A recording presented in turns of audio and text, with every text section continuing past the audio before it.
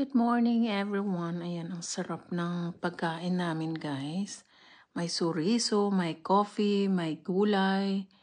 At saka, ang sarap na itong gulay ni ate. Yun ang paborito ko. Ayan, ginawan pa niya ako ng coffee. Saka ito isda guys. Grabe, ang sarap. Pritong isda. I can't wait to eat. Grabe, ang dami niyang niluto. Yung pagising mo, ang aga-aga, tapos nakahanda na yung misa. Talagang naalala ko yung nanay. Ayan, nanay ko guys. Ayun, nakita niyo yung suriso. Ang dami. Grabe. Nakikita ko yung nanay ko sa kanya. Talagang maalaga, as in na, ayun, nagpre-prepare na talaga siya. Ang dami. Kami lang dalawa, yan daming suriso kasi ipadala daw niya yan sa akin. Ang sarap. Ang tagal ko nang hindi nakakain dito dahil iba ang pagkain namin sa bahay.